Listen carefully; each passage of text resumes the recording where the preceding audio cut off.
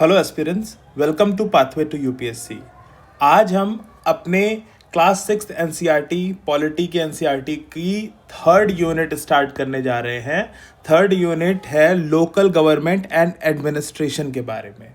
हम लोगों ने अभी तक अंडरस्टैंडिंग डाइवर्सिटी जो पहला चैप्टर था, डाइवर्सिटी एंड डिस्क्रिमिनेशन दूसरा चैप्टर, और तीसरा चैप्टर आपका व्हाट इज गवर्नमेंट, ठीक है। ये सारे चैप्टर्स हमने अभी तक कंप्लीट किए हैं। अब हम तीसरी यूनिट की तरफ हैं जो बात करती है लोकल गवर्नमेंट एंड एडमिनिस्ट्रेशन का एक प्रॉपर ओवरव्यू देती है। ये बेसिक्स आपके लिए ये बहुत ज़्यादा इंपॉर्टेंट है, क्योंकि मैंने कई बार ऑब्जर्व किया है कि लोग बाकी सारी चीज़ें तो अच्छे से पढ़ते हैं, लेकिन जब लोकल गवर्नमेंट की बात आती है, थर्ड टीयर सिस्टम की जो बात आती है गवर्नमेंट के, तो उसमें उनका कॉन्सेप्ट उतना क्लियर नहीं होता है। तो प्लीज आप इस चैप्टर को बहुत ही ध्यान से पढ़िएगा, ताकि आपको आगे जब आप इस चैप्टर को एडवांस लेवल में पढ़ें तो आपको प्रॉब्लम नहीं होगी, ठीक है। तो लेट अस बिगिन। तो देखिए, पहली बात सिंपल शब्दों में अगर हम समझें कि लोकल गवर्नमेंट होती क्या है, लोकल गवर्नमेंट क्या होती है, तो लोकल गवर्नमेंट का सीधा सीधा मतलब है कि ऐसी गवर्नमेंट जो मैनेज करे लोकल अफेयर्स को, ठीक है, बाय लोकल बॉडी, ठीक है, बॉडी या bodies, by local people, bye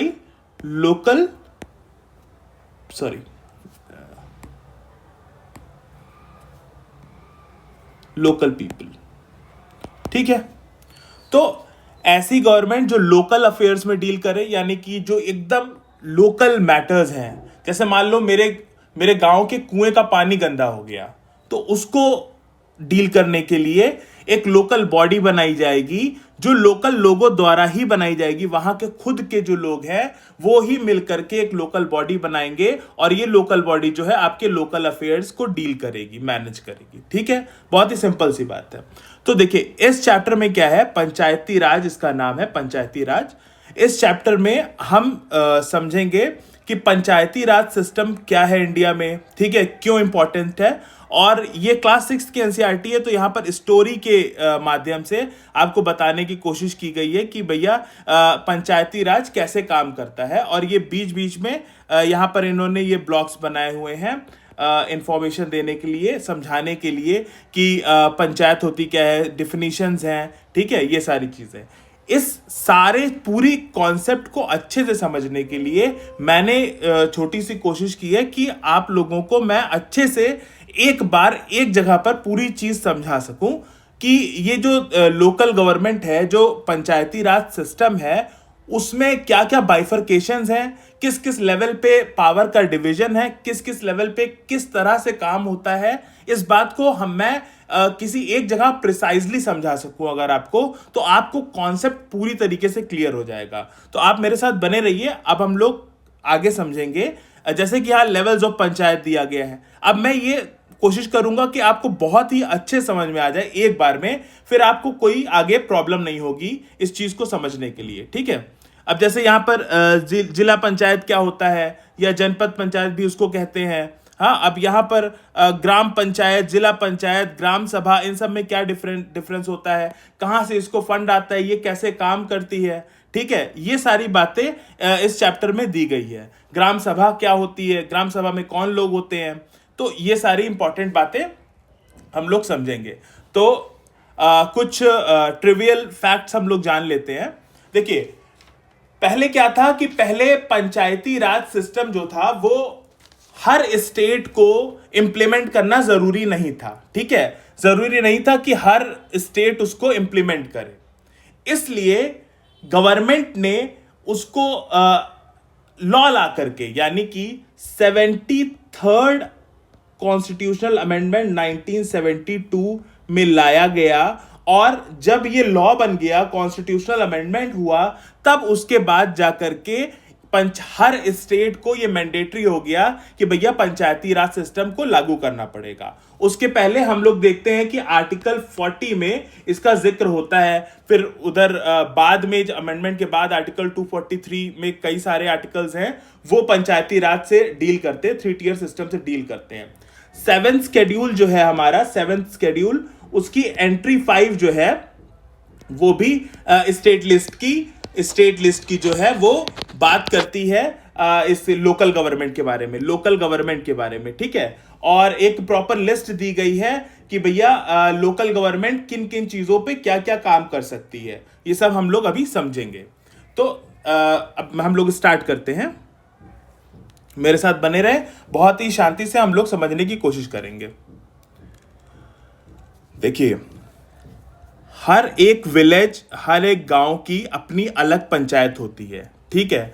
जो बहुत ही ज्यादा छोटे गांव हैं उनकी मिला करके एक पंचायत बना दिया गया, ठीक है। अब पंचायत में दो पार्ट आते हैं, लेजिस्लेटिव और एग्जीक्यूटिव। पंचायत में दो पार्ट आते हैं, लेजिस्लेटिव और एग्जीक्यूटिव। यहां से समझना बहुत ज्यादा जरूरी है।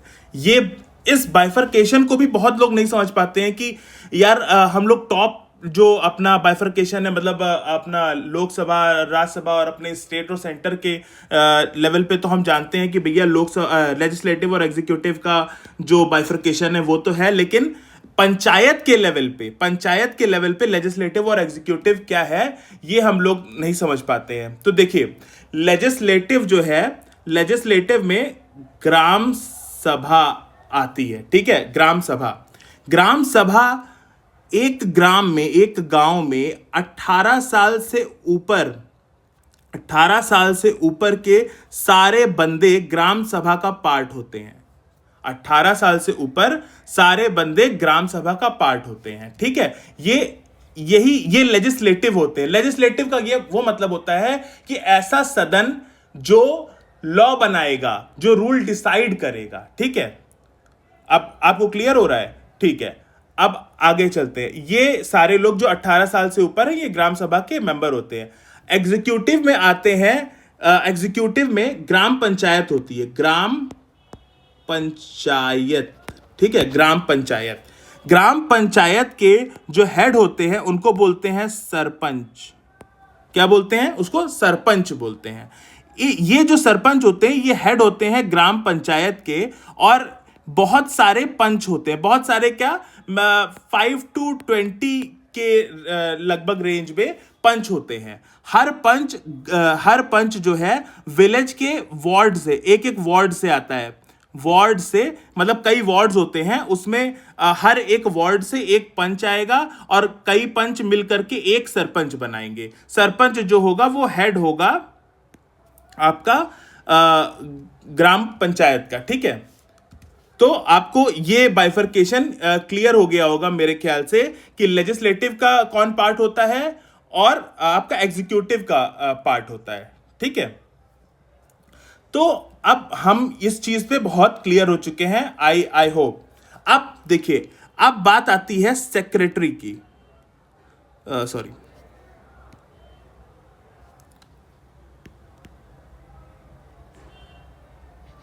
ठीक है, सेक्रेटरी की। सेक्रेटरी कोई इलेक्टेड मेंबर नहीं होता, ये नॉन इलेक्टेड होता है। और इसका काम, ये गवर्नमेंट के द्वारा अपॉइंटेड एक ऑफिसर होता है। आप लोगों ने, ज्यादातर लोगों ने पंचायत सीरियल देखा होगा, पंचायत सीरीज देखी होगी, उसमें वो जो सचिव जी रहते हैं वो यही होते हैं। ये नॉन इलेक्टेड होते हैं, गवर्नमेंट की तरफ से आते हैं। ये ग्राम सभा की जो मीटिंग होगी उसका पूरा लेखा जोखा पूरा उसको ऑब्जर्व करेंगे, ठीक है, उसको अच्छे से ऑब्जर्व करेंगे। और इस जो एक रिपोर्ट बनाएंगे, तो उस रिपोर्ट को ये आगे पहुंचाते हैं बीडीओ के लेवल पे, ठीक है। साल में जनरली 4 बार जो है ये ग्राम सभा, ग्राम पंचायत की जो मीटिंग होती है, साल में 4 बार, 4 times इन अ ईयर, ठीक है, 4 बार होती है जनरली। गांव में क्या दिक्कत है, रोड, पानी, बिजली, ये सारी चीजें, दिक्कतें जो होती हैं उसको समझा जाता है, उसको सुना जाता है, और ग्राम सभा में उसका निस्तारण करने के लिए फैसला लिया जाता है, ठीक है। अब एक बात बहुत ही इंपॉर्टेंट है, मान लीजिए कि ग्राम सभा के किसी भी एक मेंबर को कोई स्कीम का फायदा नहीं मिल रहा है, किसी के घर के सामने सड़क नहीं बनी हुई है, ठीक है। तो यहां पर जो है ये समझने वाली बात है कि ग्राम सभा के जो मेंबर्स हैं, जो खुद भी विलेज के पार्ट हैं और वो ग्राम सभा के भी पार्ट है, यानी कि मेंबर ही लेजिस्लेटिव के पार्ट है। इसका मतलब कहने का ये होता है कि it is a form of participatory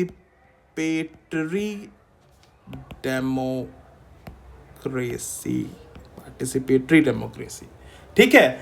यहां पर डायरेक्ट डेमोक्रेसी देखने को मिल रही है, पार्टिसिपेटरी डेमोक्रेसी देखने को मिल रही है, ठीक है। यहां पर लोग खुद जाकर के अपनी जो प्रॉब्लम है वो अपने सदन यानी कि अपनी ग्राम सभा में उस बात को खुद रखते हैं, ठीक है। ये जो टॉपिक्स हो सकते हैं, अब जैसे कि ग्राम सभा जो है वो किन किन टॉपिक्स पे रूल बना सकती है, किन किन टॉपिक्स पे काम कर सकती है, जैसे एग्रीकल्चर हो गया, ठीक है, लैंड इंप्रूवमेंट हो गया, और उसके बाद माइनर इरिगेशन हो गया, और उसके बाद एनिमल हस्बेंड्री, पशुपालन, डेयरी, ठीक है, फिशरी, फिर सोशल फॉरेस्ट्री, फार्म, ये सारी चीजों को देखता है। ये एक पूरी लिस्ट है जो कि कहां दी गई है, 11th स्केड्यूल में दी गई है, ठीक है। ये समझने वाली बात है।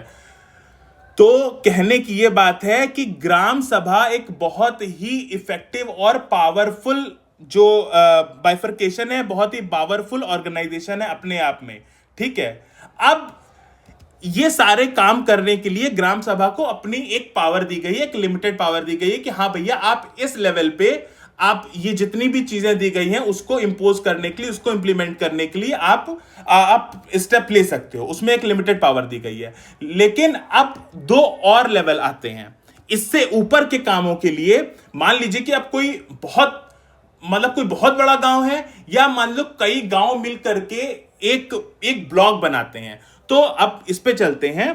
देखिए, अब क्या है कि पंचायत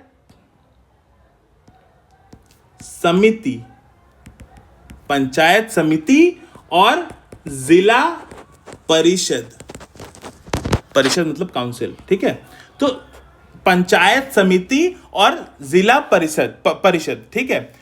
पंचायत समिति जो होती है वो ब्लॉक लेवल पे काम करती है। जैसे आपने सुना होगा कहते हुए ब्लॉक प्रमुख, तो वो यही होते हैं ब्लॉक, ठीक है। यहां पर इस ब्लॉक के अंदर बहुत सारे कई विलेजेस जो हैं आकर के आप अपना एक ऑर्गेनाइजेशन बनाते हैं जिसको कहते हैं ब्लॉक, ठीक है। पंचायत समिति ब्लॉक लेवल पे काम करती है, इसको जनपद पंचायत भी कहते हैं, ठीक है। इसमें कुछ मेंबर्स होते हैं, जैसे कि आपके हो गए बीडीओ इसके मेंबर होंगे, सरपंच जी भी इसके मेंबर हो सकते हैं, ठीक है। आपके फार्मर ऑर्गेनाइजेशन के रिप्रेजेंटेटिव भी हो सकते हैं, कॉर्पोरेट सोसाइटी के जो हेड हैं वो भी इसके मेंबर हो सकते हैं। तो ब्लॉक लेवल पे ये लोग हेड होंगे या मेंबर होंगे, ये लोग देखेंगे। और इसके हेड जो होंगे उसको बोलेंगे ब्लॉक प्रमुख। यही लोग जो है ब्लॉक अपना हेड चुनेंगे, ठीक है, वोट करके आपस में। अब क्या कहते हैं कि जो जिला परिषद होता है, जिला परिषद जो होता है वो या तो उसको डिस्ट्रिक्ट पंचायत भी बोलते हैं, डिस्ट्रिक्ट पंचायत भी बोलते हैं, ठीक है। इसमें इसके हेड जो होते हैं वो एक सीईओ होते हैं, ये नॉन इलेक्टेड होते हैं, और ज्यादातर केस में आईएएस ऑफिसर इसके जो हेड होते हैं, ठीक है। इसके मेंबर्स कौन होते हैं? मेंबर्स होते हैं आपके ब्लॉक प्रमुख, ठीक है, ब्लॉक प्रमुख, एमएलए, एमपी। अब इसका काम क्या होता है वो सुनिए, वो बड़ा इंपॉर्टेंट है। इसका काम होता है डिस्ट्रिक्ट प्लानिंग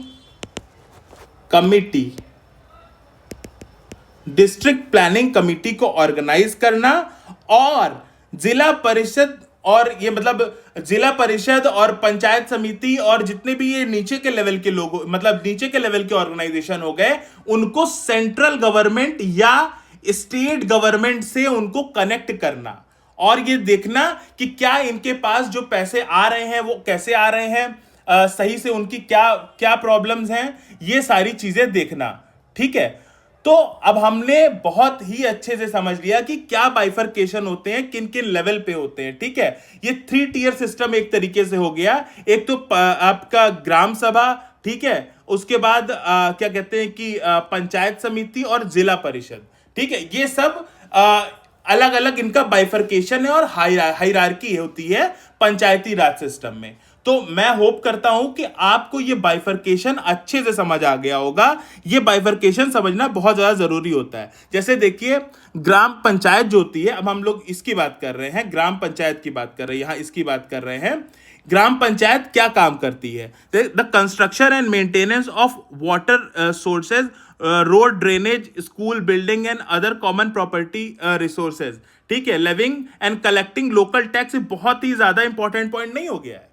टैक्स कलेक्ट करने का, लोकल टैक्स कलेक्ट करने का इनके पास पावर होती है। Executing government scheme related to generating employment, ठीक है। जनरेटिंग एम्प्लॉयमेंट कैसे? जैसे कि मान लीजिए आपका क्या कहते हैं कि जो, सॉरी एक मिनट,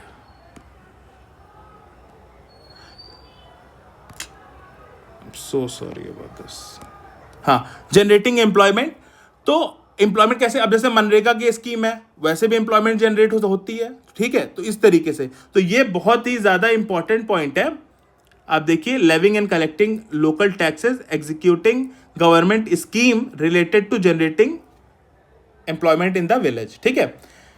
फिर sources of fund for the panchayat, fund कहां से आएगा? Collection of tax on houses, market places, ठीक है, ये टैक्स कलेक्ट करेंगे। Government scheme funds received through various department of the government through Janpad and Zila Parishad. अब आपको जिला परिषद के बारे में पता है कि भैया जिला परिषद क्या है, ठीक है। अब हम लोग कोई आवाम बात नहीं कर रहे, हमें सब पता है। डोनेशंस फॉर कम्युनिटी वर्क्स, ठीक है, डोनेशन भी ये ले सकते हैं कम्युनिटी वर्क के लिए। तो यहां पर देखिए, ग्राम सभा is a key factor in making the Gram Panchayat play its role and be responsible. It is the place where all plans for the work of the gram panchayat are placed before the people. The gram sabha prevents the panchayat from doing work things like misusing money. देखिए कितना ज्यादा important, मतलब इस बहुत ज्यादा important. अभी मानिए कि आपके सांसद जी अगर कोई गलत काम कर रहे हैं, जिनको आपने वोट करके भेजा हुआ है रिप्रेजेंट करने के लिए, अगर वो आपकी नजर में कोई गलत काम करें, कोई इलीगल काम करें, तो आप उसको रोकने के लिए क्या कर सकते हैं? ऑलमोस्ट कुछ नहीं कर सकते हैं, मतलब कर सकते हैं लेकिन वो उतना इफेक्टिव नहीं होगा। लेकिन देखिए, द ग्राम सभा prevents the panchayat from doing wrong things like miss using money और फेवरिंग certain people, ठीक है। It plays an important role in keeping an eye on the elected representative and making them responsible to the person who elect them, ठीक है। तो ये बहुत ही ज्यादा effective part है, इस पे गांधी जी ने बहुत ज्यादा फोकस किया है।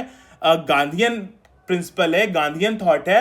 ये जो 3 टियर सिस्टम है बहुत ही इंपॉर्टेंट है, बहुत ही ज्यादा इंपॉर्टेंट है, क्योंकि हिंदुस्तान कहते हैं कि गांव में बसता है, और आज भी हिंदुस्तान में एक बहुत बड़ा हिस्सा है जो गांव में रहता है। अगर वो एरिया अपना स्ट्रांग कर लिया हमने, तो हम बहुत ही बेहतर एक्सेल करेंगे, ठीक है।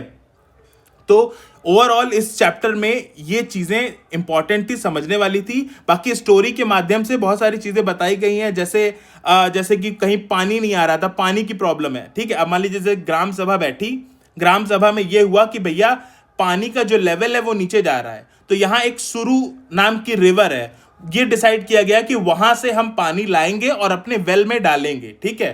तो ये लोगों ने अपना ग्राम सभा बैठी, वहां सब जितने भी लोग थे, पंचायत सरपंच जी थे, उन्होंने क्या कहते डिसाइड किया कि हाँ आप ठीक कह रहे हैं, ठीक है, ये हम कर सकते हैं, जो वाटर लेवल नीचे जा रहा है तो हम नदी से पानी ला सकते हैं, ठीक है। ये बहुत ही कहने की बात। अब देखिए यहाँ पर बिलो पॉवर्टी लाइन, यहाँ पर ये हुआ कि भैया आप पंचायत सीरीज देखिएगा, उसमें जो सेकंड सीजन है उसमें एक अम्मा रहती हैं, वो अपने आप को गरीब दिखाती हैं, वो बिलो पॉवर्टी लाइन दिखाती हैं ताकि उनको पक्का मकान अलॉट हो जाए।